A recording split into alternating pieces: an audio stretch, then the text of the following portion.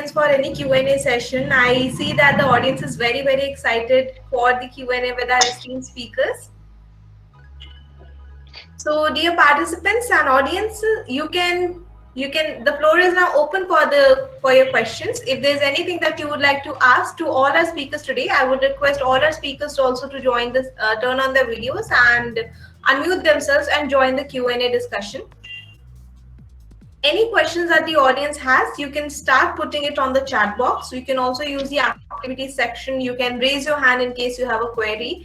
There has been a lot of interaction during the sessions as well. So in case anybody wants to, bring up their questions again, please feel free to paste it again, copy and paste it again in the chat box, and I'll be happy to present it to the concerned speaker. So we have the first question for Dr. Dheeraj Mehrotra by Madhumita Adya. She is asking how to practice humor. Can it be learned and practiced? She is doing a lot of other discussions where you mentioned and have a rapport, but humor doesn't come naturally to some people. What can be done in this regard? Well, it's a very, very, I should be saying, prompt question, because switching from one hat to the other requires patience and commitment. So if you want to be a wow teacher, certainly you need to imbibe in yourself some of the practices, particularly on becoming an individual who would be sharing. So you need to first of all recollect, like the teachers of your age, when you were students, or particularly why a group of students, love a particular teacher. It's because the very fact that the children will only like the subject when they like the teacher.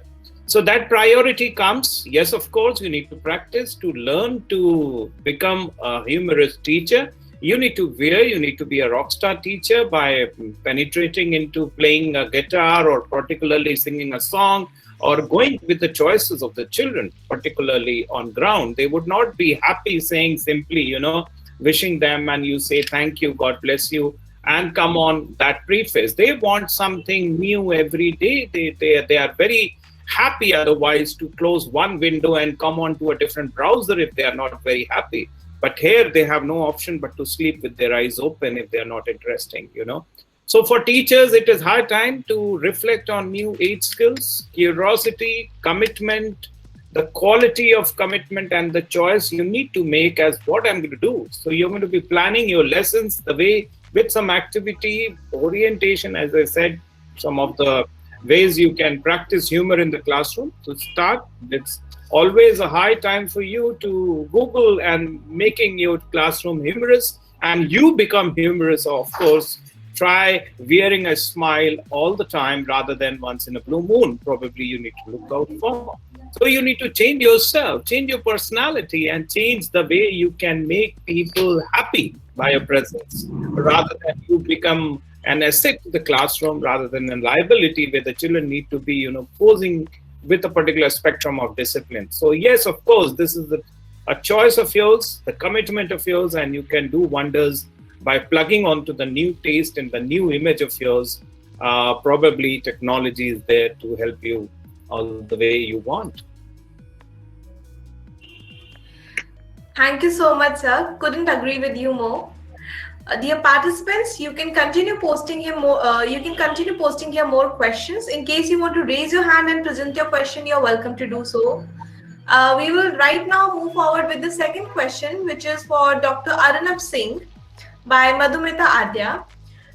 So she states that democratic school system is the need of the hour, and is NEP thinking on these lines? Right. Democracy as a term is far-reaching and has many formats. While the NEP does talk about how we need to give more freedom to the teachers in choosing their pedagogy, so there is clear mention of that, and for that we need to first enable our teachers. But at the same time, it also talks about standardizing the delivery across the country so that every child has access to very good quality of education. And how we plan to achieve that is by creating scaffolds in the system, by giving exemplars, by giving trainings, by creating region connections through the system, and by creating helplines, so that as an independent teacher or school leader, I have some freedom of choosing how I will teach, but at the same time also ensuring that every learner has got access to high quality engagement. Thank you so much, sir. That was very well answered. We have a question for Sambhav Jain by Vatsala Singh. Can we have you on the screen? Yes. Yeah. So he asks that can the school invite you to guide and initiate this with the children? Yes, definitely will be super helpful too. I think a couple of people from the Fampay team are also here, and we've been doing this already. We have done 50 sessions with different schools where we talk about entrepreneurship, financial independence, how to follow your passion. And I think the kids are able to relate with us very at a very close scale, because we are just like 23 years old. We graduated like 2 years back. So kids are very open in terms of asking the right questions. They are like, भैया हम ये कर सकते हैं क्या, आपने entrepreneurship कैसे शुरू की? They are much more open in asking those questions, and I think as we are building a product for them, it becomes very interactive, right? We love to talk to them, engage with them. So I think Supriya can guide us on the email IDs, and we'll be happy to do a session. Thank you, Vatsala. Thank you so much. I also have a question for Mr. Sudhir Aggarwal, if we can have him on the screen. Sure. No. Yes, sir. I do have a question for you, because you spoke so well about the challenges and the opportunity that has gone into shaping up the NEP 2020, and of course any education policy in general. So I wanted to know that how the key stakeholders whenever we talk education, the key stakeholder should and always will be the student, or at least the central stakeholder will be the student. That is what I believe. So how do you feel that the parents and the students, the feedback and the problems that they state have been incorporated in the NEP, or whenever something like this is being drafted? Great, Namrata. So I have also written about this. I will share that separately with you. What I have said, one is the industry, one is the students, one is the parents, and the new stakeholders, which are not there in our education system till today. Like, we would have the need of content transformer, content delivery. They're all extended stakeholders. So they have to be in the midst of evolving the new education policy, so that they bring their interventions and they bring their perspectives. And this is, Namrata, also if you look at this, is look outside inside philosophy. Normally, traditionally, what has happened, it has been look inside outside, that what we have to teach, what we think we should teach, we have been doing that.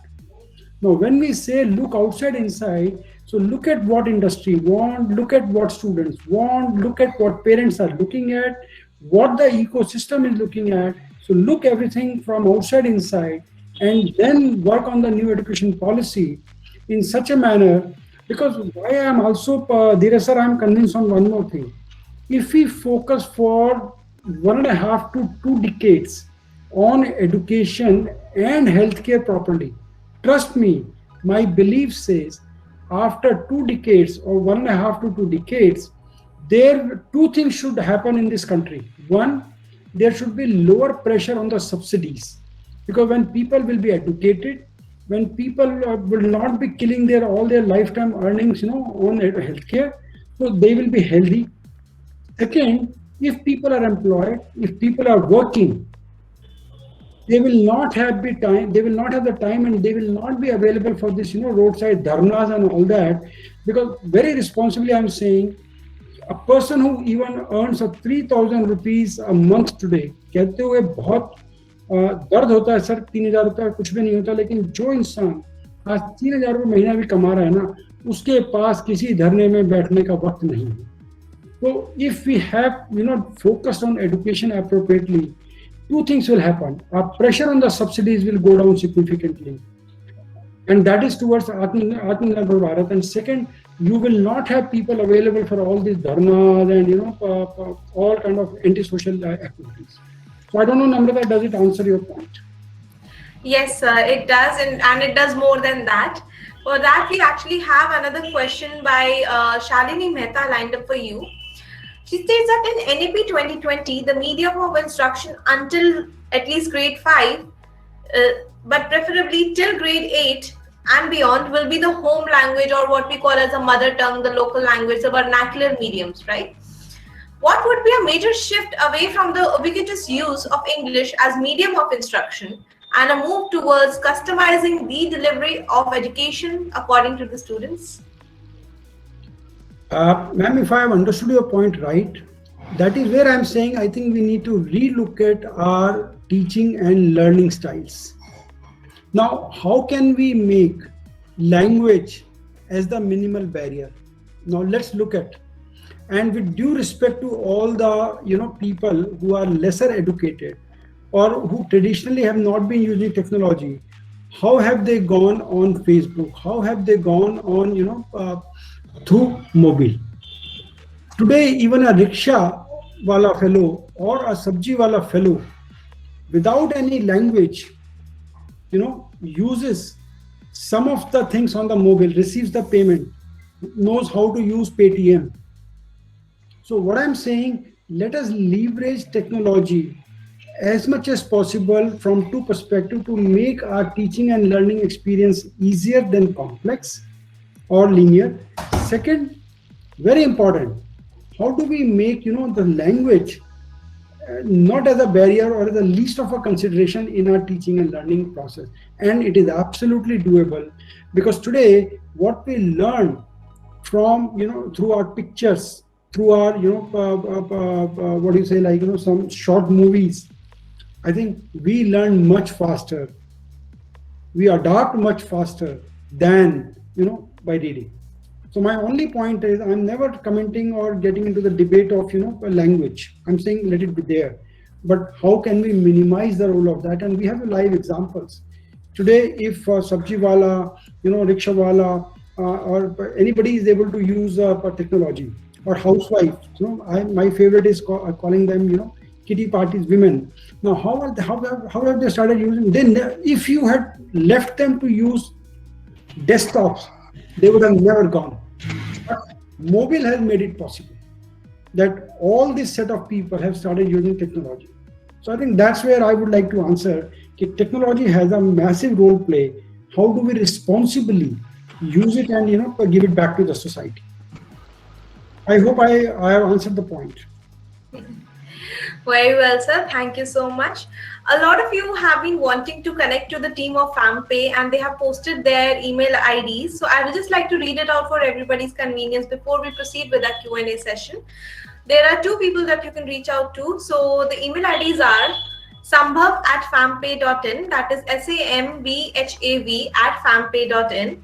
And the second email ID is supriya@fampay.in. It is SUPRIYA@fampay.in. I'm sure they'll be looking forward to hearing from a lot of us. And I'm sure the team of Fampay will be getting a lot of emails in their inbox after this. We have the next question for Dr. Dheeraj. So, and yes, as a career counselor at Brain Wonders, I think this is a very, very pertinent question that, sir, you will be answering now. Do you think people who don't like or love their profession should continue working in that particular field? Well, for sure, teachers, I would be saying, fortunately or unfortunately, I became a teacher not by choice, but by chance. And today I am a National Teacher Awardee, thanks to the Almighty. So you need to make your choice after, it comes by chance. So you have to initiate that task, and you start loving your profession with the march of time by your attributes, by your smart skills. And as for teachers, I would say that you need to become street smart with the march of time in order to club with the identity of yours as an educator. Well, for sure, to be an educator is indeed a great job. And for sure, as I say, I repeat in my conferences, workshops, and sessions as well, that teaching is actually one of the most, I would say, recognized profession. And then comes nursing. And that is what people say the most. We treat it to that way, that a teacher is a learner for life. And for that reason, I think once you're there, even if by chance you have to make it a choice, and the priority comes by learning. And what my friend Dr. Goenka also says, that you learn and earn. So you need to learn to earn knowledge, recognition and pride. So the more you learn, the more you earn the recognition of your class, the recognition and the liking in the classroom will come by the knowledge you hold with the march of time. Gone are the days of A for apple, B for boy, and C for cat. It's, of course, A for Android, B for BlackBerry, and C for cloud. So you need to revisit on that, and for that you need to unlearn few things and learn the new modeling. That's what it is. Namrata, Thank you so much, sir. Namrata, this is Sudhir. If I can add here, building on what Mr. Dheeraj said just now, I think we also need to see how do we make teaching or academia as a career of choice. I don't know when students. This I learned a long back from one of our management teacher. He says, when you ask any student that what do you want to become in the life, do they say salesperson? No. Because still we relate salesman to somebody coming to our doorstep and sabun lelo and all that. So he said, how many of you really answered salesperson as a profession, where if you are asked what do you want, what would you like to be? But people in success in sales have become CEOs of the company. Likewise, I don't know, when you ask students, how many of them say that we want to be academia? So I think we also need to bring a mind shift, that people start looking at academia as a career-based choice. I know. That's for sure. I absolutely agree with both of you, sir. I think even we do get some students, thankfully, who look forward to having a career in education. But then to some extent, the whole experience of how the awareness, everybody knows that yes, there's a teacher, but actually if you ask a lot of people, I don't think a lot of the students don't really know how to become one. What are the options? Is there a different level of teaching involved?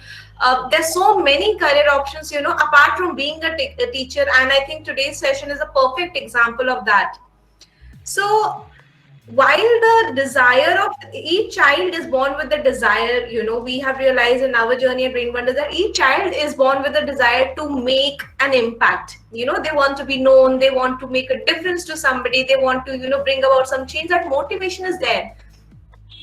But because of the lack of awareness of how to, fuel that motivation in the right direction, I think a lot of good deserving students do not actually end up, pursuing a career in education. And I think it is up to us as adults, as the shapers of the education industry, to ensure that this change is brought about. Teacher is the most known career option. However, it is currently may not be the most followed career option, primarily because one really does not know how to, become that. And being a teacher is more than, just knowing a particular subject. And that is, I think, what our students really need to know. That is what the educational policies today are trying to bring out as well. So yes, I think you both have brought out a very, very valid point on that aspect. There's actually one more question waiting for all the panel on the professional development. So this is presented by Aparna Bharani Pillai. She is asking on professional development. She has a question on professional development and collective teacher efficiency. Isn't this the core of change, and how do you see this progress? Well, initiating, if I can answer, and then other resource people can also add on to it. Professional development, like in any other field, like any other corporate, even, in teaching, we need to learn about the new ways of teaching. Like nobody anticipated about teaching through Zoom or Google Meet or something. But yes, there was an urgency and there was no other solution available. But of course, with the march of time, as CBSE integrates, and that too with other boards like CISE and IB and other, we need to have the understanding of the teachers' training as a professional development at the workplace. Even the heads of schools need to undergo those specific requirements. So yes, of course, it goes beyond any doubt that the teacher's competency and professional competency has to be imbibed as a habit rather than an occasional occurrence. Sir, if I may just add 2 points please. there. One, I think, like anyone, I'm saying like anyone, every academia has to continue to challenge oneself. And I'm saying not only academia, everyone, like we do. It is very important to keep challenging ourselves, regularly, and have that urge to learn more, both, horizontally and vertically. So that is my one of the point that, we have to continue to challenge ourselves and look for newer avenues to not only keep challenging and feel frustrated, but keep challenging oneself and look for opportunities, because I'm convinced today there are enough opportunities around. The only, like today I'm saying, like people like us, I'm very clear that people like us, if we get an opportunity to be part of academia, why not? So likewise, academia has to see that how do I can be a better, can I focus more on innovation? Can I focus on research, implementable research? And, can I be a academia and industry champion? It could be any areas, but we have to keep, I think, looking for avenues for ourselves to stay relevant. I always believe, sir, today in today's world, the biggest challenge for everyone on the earth, including academia, is to stay relevant. I think under that garb, if we keep challenging ourselves, then I think there is no dearth of opportunities, and there are always avenues. Thank you. Thank you so much, sir. Before we move forward to the next question for Mr. Amol Arora, thank you, Sudhir sir, for sharing your email ID. I'll read it out for the audience so that they can reach out to you. It is sudagg@gmail.com. I repeat, it is sudagg@gmail.com. I'm sure you'll be having a lot of people, connecting with you over the mail now. I look forward. Have Mr. Amol Arora on the screen. We have a question for him. Yes, please. Yes, sir. So, as per NEP 2020, mother language is to be used till the grade 5.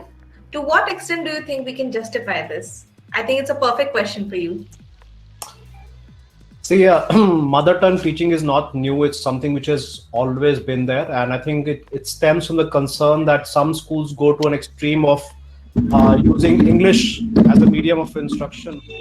Even when children don't understand it, putting a lot of unnecessary pressure. I remember there was a school in Delhi which used to give a fine every time a child would speak in Hindi. So when these kind of things reach government, and the unfortunate thing with the education system is whatever is wrong reaches the bureaucracy and the government, the ministers. What is right is never is like accepted at that is expected of you. So there's so I think one is it's not new, it's always been there. At the same time, when this the mother tongue thing was announced, a lot of backlash came suddenly from the southern states, which looked at this as an imposition of Hindi by the main BJP/Hindu majority of the north. So I think immediately when the states reacted, the center gave a clarification on this, that this is a recommendation, and that's how education has always been. I mean, we've got at the younger classes, the younger you go, the more flexibility there is for you as educators, as teachers, to what you do in the classroom. So I think that, and slowly as you grow older, you start getting more conformist with the board examinations.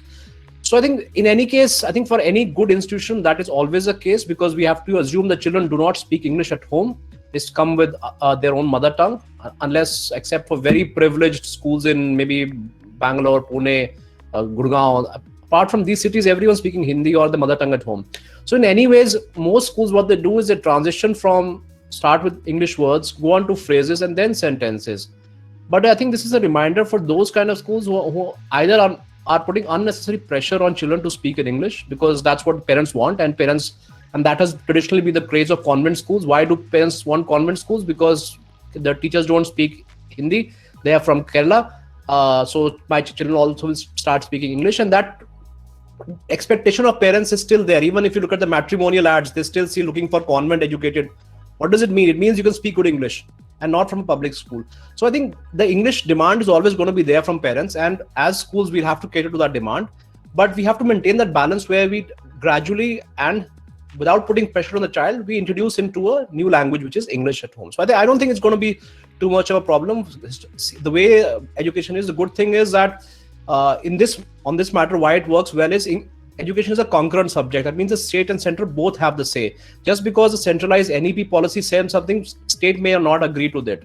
So I think that is where because of this tussle, as good educators, you can use this gray area to optimize your school system to what works in your area. So don't worry about this. This is not something which is going to be imposed. I don't see it being strictly imposed, where suddenly you'll start seeing all children studying in Hindi medium, or nobody wants that actually right now. So that's not the demand of parents anyway. So it's going to be a very unpopular move if suddenly some center tries to do that. And we seeing it historically what happened a few months back when it was announced. The southern states were very vocal about it. The center backed off and says, okay, we are okay with that. You can take a decision on this, because cities like Bangalore, what is a mother tongue in Bangalore? What is a mother tongue in Hyderabad? Because you've got people from all over the country studying there. So I don't think there's something to be worried. A lot of educators I know are worried about this, but it's not.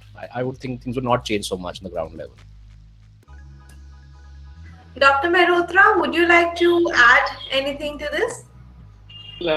I believe what he answered basically is truly an apt response to it, and the government of course has done a lot of brainstorming to incorporate this particular policy, but it will be hard for us to implement, and that is what we need to actually bring people aware about it, that it has come out of a great research understanding on that nose. I fully agree with him that it has been of yesteryears that this particular linguistic has been in practice. Right, in primary, in any case, teachers used to converse with the students in a big way, and that is basically, the catch, that we are able to connect the students, talking to them in the local language. So that's not something new which we'll be doing it now, but we'll be only doing it consciously now rather than unconscious way of doing it as our practice of yesteryears. Thank you. Thank you, sir. We have another question for you, Mr. Arora. How can the teachers make time for their professional growth in the midst of the busy schedules? See, when people say they don't have time, and this is not just for professional growth, for anything, it doesn't, we all have time. We all have 24 hours. You have it, I have it, Mukesh Ambani has it 24 hours. It's just a question of priority. When people say, I don't have time for my children, I don't have time for this, I don't have time, it's just a question of priority. It's very simple as that. If it comes up on your priority list, you will find time to do it. Don't you go to the toilet? Don't you brush your teeth? Don't you eat your food? So similarly, don't tell me you don't have time for this. It's just you're saying that it's a lower priority thing. Now, lower priority means you might feel helpless that I'm an educator, it's not in my hand, my principal says this, and that's why it's not. But again, if the school wants it, they will figure out a time for it. If the school doesn't want it, of course, they'll overload you with work. But also, if as an educator, what I can tell you personally is when you spend time on training, it's a lot of time, it's an investment in yourself. And that's the best investment you make on yourself. We all have to go for maintenance of our cars. We go for services of our bikes and scooters and cars. Why would you not want to invest in yourself? Because I see this attitude amongst teachers that I will pay only if a school pays. I don't want to pay for training, or they show up on training least motivated. So I think one is, it all starts with, first of all, realize that things are going to change very rapidly. So if you're not prepared for it, if you think I'm comfortable, I've done my B.Ed and I'm good to go for life, then I'm sorry to say things are going to change. So first is make yourself uncomfortable that I need to adapt. I need to learn new skills which perhaps were not so important earlier. So once you get the sense of discomfort, you will start looking for solutions. And as so Sudhir also talked about micro learning, where you can learn something from anywhere, Skillshare, Udemy, pick up Dheeraj's books on 101 ways to do something, right? He's got fantastic books. So it's just, first is be uncomfortable, realize that you cannot be putting your head in the sand and thinking nothing's going to change. Things are going to change, and then it'll come up in your priority list. You will find time, and that's all I can say. Thank you, sir. I think even when we are Green Wonders, we connect to many schools and their teachers and the educators, we have realized that most of the teachers who have been excelling and making a very, very valid contribution in the students' life have always been, learners themselves. I mean, that's a trademark quality of a good teacher. And that includes learning, again and again, investing in oneself, like I said, because I think the teacher is somebody whose investment is actually in themselves is multiplied by so many students that they are shaping, day in and day out. So yes, it is definitely, I think this should definitely be a priority of each student, teacher, parent, education influencers, and anybody who can have a say in it. Absolutely agree. Because you cannot give what you don't have, right? So to give, I think all of us, people who everybody considers, you had Arunabh here, Dheeraj here, people who are considered innovators.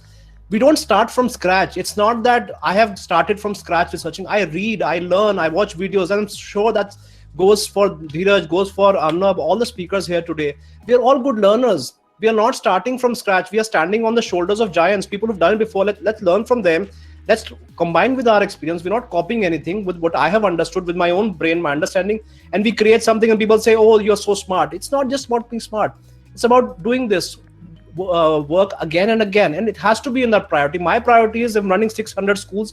They are looking at me for the vision for how schooling should be, and I need to be upgraded. If I get stuck on and a victim of my own success, I will stop learning at that point. I think I'm doing well. What's the need? I need to be always on my toes, and that's not just because it's a business responsibility, but the fact that you're responsible for lives of children. You have to be on your toes all the time. You have to be learning all the time, and when you be that person, your children emulate you, and that's how the whole learning, lifelong learning journey will begin for these kids. Thank you so much. We have a question for Sambhav Jain. If we can have you on the screen, please. What steps should be taken by a common parent to make kids learn about the safety of money? Very important question. I think it's a really, really good question. So first step is definitely, I think, to give kids the freedom to handle money, right? In India, there is no concept of pocket money. I think managing money is like a life skill, which is equivalent to, like, as you learn cooking or driving, right? Tum karke hi seekhte ho. So it's equivalent to that. If kids starts handling money on their own, that is when they'll understand how to manage it. Definitely, there will be risk कि पैसा खो सकते हैं, गलत जगह खर्च कर सकते हैं, but this is the truth that the early they learn, right, it's better, because the cost of learning is very low. Otherwise, they'll end up learning it later on when they get their first job and when the cost of learning is really high, right?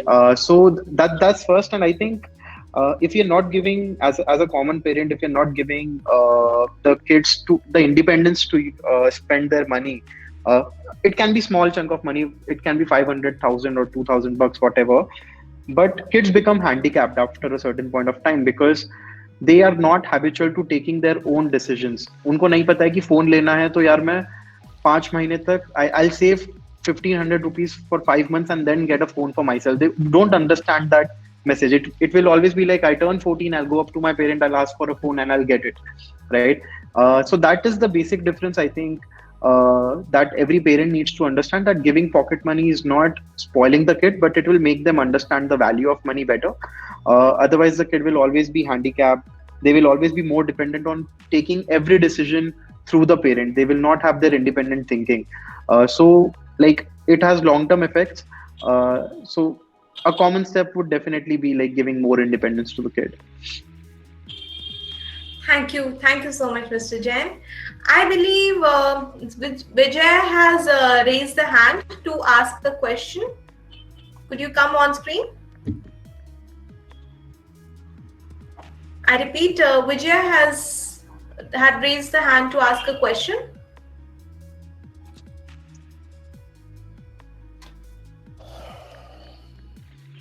Um, okay, when they come online, we'll take their question. Meanwhile, we have two final questions of the evening ready right now. So I'll present the first one, that is for Dr. Dheeraj. What are the strategies which will help a teacher to bring in better motivation and inspiration in a classroom situation? Well, in any case, first strategy would be to engage the audience, engage and teach the way they want to learn. For sure, well, as Amol rightly pointed out, they can learn from this, particularly the book 200 Wow Teaching Ideas, which I have compiled. And that way, probably you can get a nurturing of yourself available on Amazon. So it's 200 Wow Teaching Ideas available on Amazon.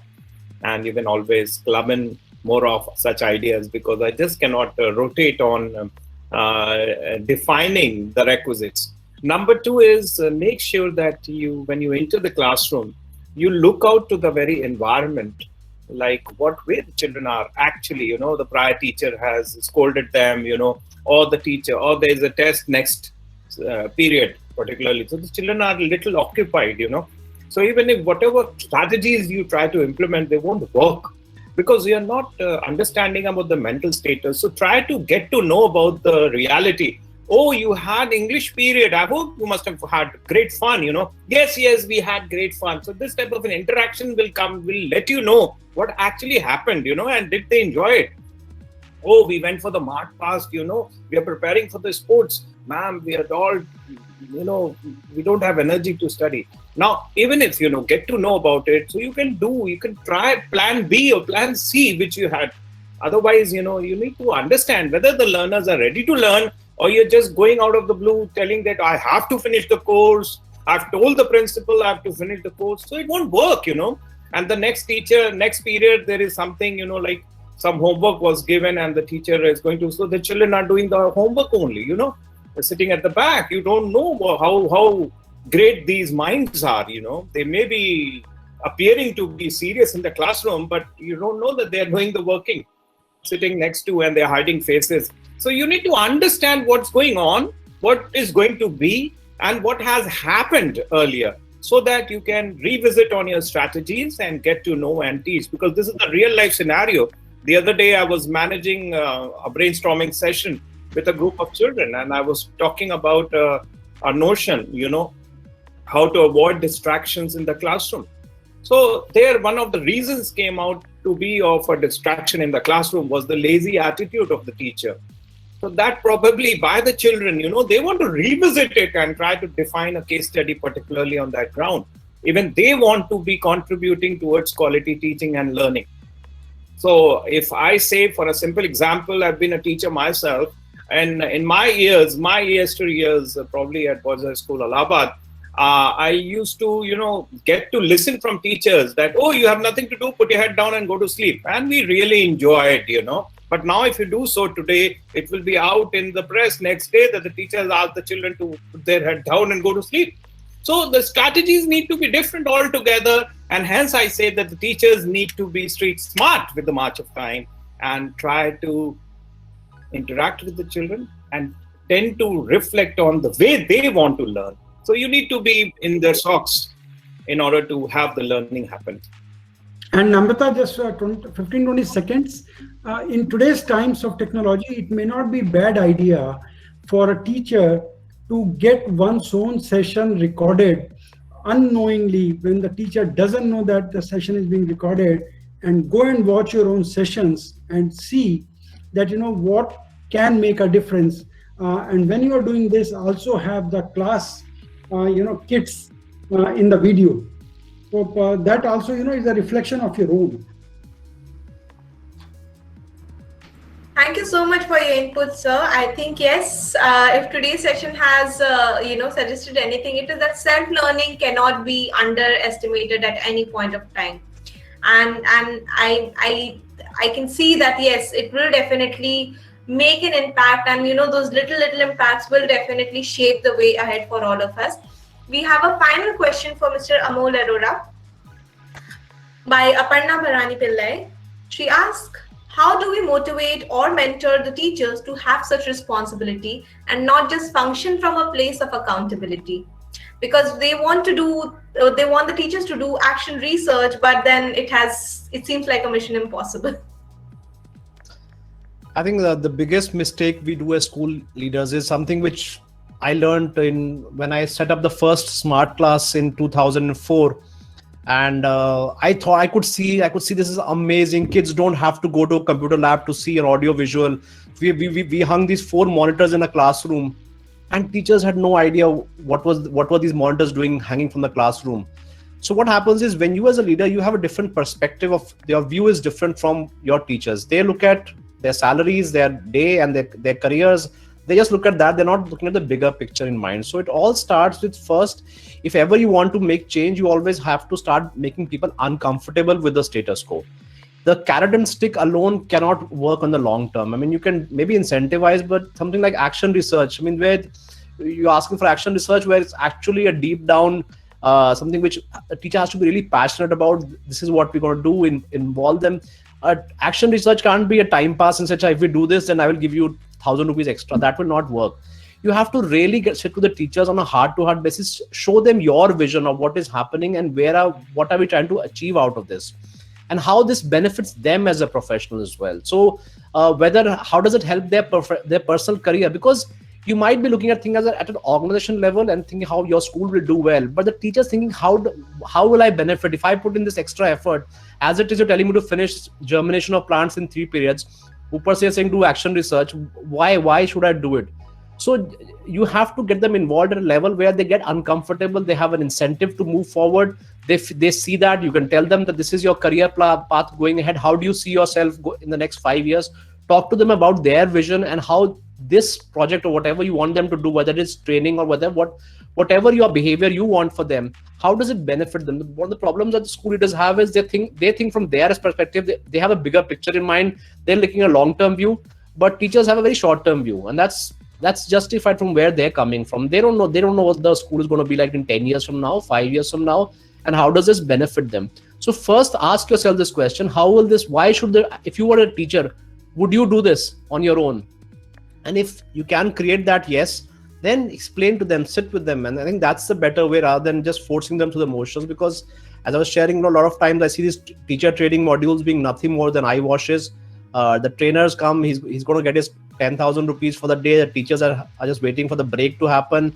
They're on their phones. And because this first step is you have to start that discomfort, and then people will change. Otherwise, all this can be just a formality. So sit with them, have a heart-to-heart. First, sit alone, think of it, then go to them.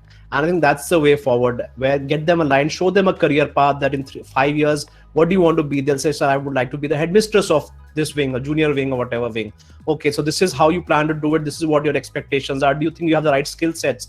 Do you think this is what you want to be? So I think when you talk from their perspective, it actually makes them want to change. Otherwise, they're thinking of their salaries and मेरी salary मिल जाएगी ना time से बस, or other schools offering me 3,000 rupees. Should I shift or not? That's what the mindset of teachers is, unfortunately. Yeah.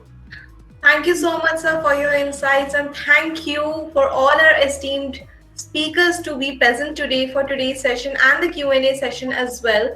I believe it was a day of learning for all of us, where we, I think, learn from each other as well. It is definitely a great inspiration for me as a moderator to host such eminent personalities of the Indian education. I'm truly enlightened. Thank you. With that, dear audience, you have been extremely supportive and interactive during the sessions, and I think that your questions were also quite provoking. They all made us think. They tickle the right neurons of our brain, and I think that is what we are trying to achieve via these summits and these master classes. So I definitely look forward to meeting you again at 4:00 tomorrow. Thank you, everyone. Have a great evening. Thanks, everyone, and all the best. Thank you. Thank you, guys. Thank you for inviting me. Bye-bye.